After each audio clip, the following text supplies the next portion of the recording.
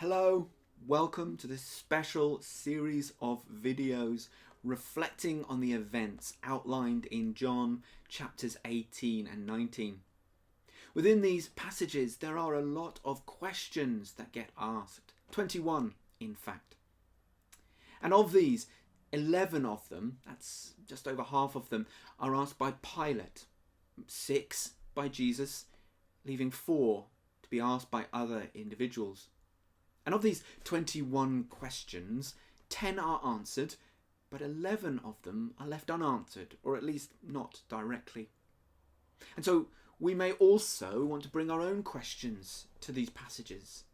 And we hope that the following conversations will encourage you to sit with those questions.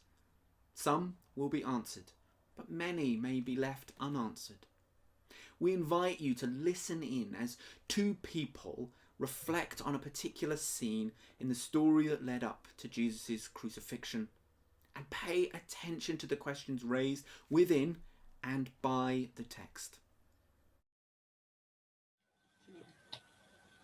So hi Jane, it's lovely to see you. We're just going to have a little bit of a short conversation just around a passage from John's Gospel today, leading up to the crucifixion of Jesus. So our passage today, which I'm just going to read, is from John chapter 18, and it's verses 1 to 11. So after Jesus had spoken these words, he went out with his disciples across the Kidron Valley to a place where there was a garden, which he and his disciples entered. Now Judas, who had betrayed him, also knew the place, because Jesus had often met with his disciples. So Judas brought a detachment of soldiers, together with police from the chief priests and the Pharisees, and they came with their lanterns and torches and weapons. Then Jesus, knowing all that was to happen to him, came forward and asked them, "Whom are you looking for?" They answered, "Jesus of Nazareth." Jesus replied, "I am he." Judas, who betrayed him, was standing with them. And when Jesus said, "I am he," they stepped back and fell to the ground. Again he asked them, "Whom are you looking for?" And they said, "Jesus of Nazareth." Jesus answered, "I told you that I am he. So you are looking for me. Let these men go." This was spoken to fulfill the word that he had spoken. "I did not lose a single one of those whom you gave me." Then Simon Peter, who had a sword, drew it, struck the high priest's slave, and cut off his right ear. The slave's name was Malchus. Jesus said to Peter, "Put your sword back in its sheath. Am I not to drink the cup that the Father has given me?" So Jane, was there anything that struck you about that passage that we've just heard? I think the first thing that struck me was the fact that Judas brought along soldiers and guards with such force to arrest him. They brought lanterns, they brought weapons, so they were clearly determined to find Jesus and to use force if necessary. So that also brings into question, did Judas actually understand the nature of Jesus if he thought that amount of force was appropriate and necessary? Spent a long time with Jesus, and it demonstrates quite a lack of understanding of the nature of Jesus if he felt such a force was necessary. Yeah, and obviously, and he clearly spent a lot of time with Jesus, and as we heard, he went into the garden. Do you think there might have been anything sort of special about that garden that they were in for perhaps Jesus or Judas? Well, it was clearly a place that they were very familiar with. So we can only wonder whether that was the place they went where Jesus taught them, where they went to pray together, or possibly to resolve any conflicts that had taken place within the group. But it was obviously a very special place for them all. Yeah. Yeah, and it's quite interesting in the passage as well. Jesus asks them twice, doesn't he? Whom are you looking for? Do you think there might have been any reason for that? I think possibly one reason has been to make sure the attention was focused on him and not his disciples. Tone could be read as it was almost a voice of authority. He was clearly in control of the situation.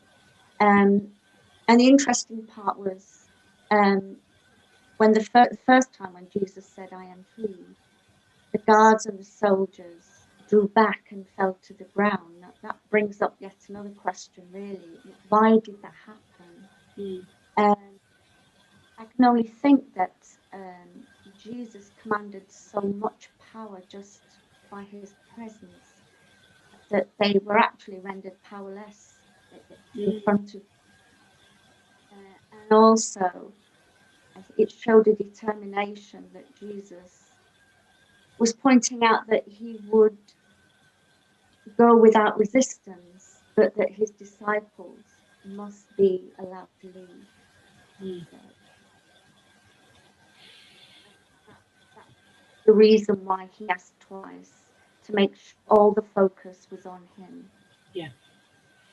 Yeah, drawing the focus away from his disciples, because he didn't want to lose any of them, did he? No, he didn't even want to lose Judas, really, but yeah. No.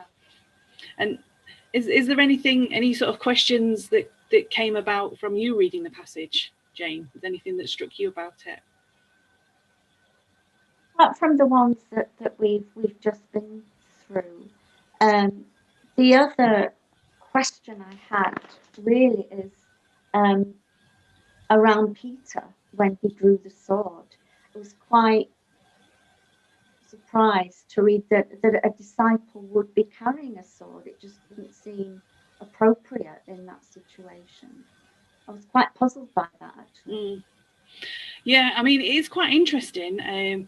So we think that obviously this arrest took part at night, evening, when darkness had fallen, because we hear that they came along with their lanterns and weapons, so clearly they needed something to light the way. Jerusalem around that time at night time wasn't the best place to be. There was always, a possibility that you could be set upon by bandits, thugs. So I can only presume that Peter was keeping the sword for his own protection. Clearly, perhaps not wanting to use it, but we know that Peter was perhaps quite a hot-headed character, so kind of thinks quite quickly. So it could have just been a knee-jerk reaction. Jesus seemed to be in danger, so he wanted to protect him. I find it quite interesting again that Peter was the one with the sword out of all the disciples. He's the only one that is actually named apart from Judas. But Jesus's reaction to that again is not one of malice. It's not one of trying to be threatening. It's telling him to put his sword away, because he is very confident in who he is and what's going to happen to him, really.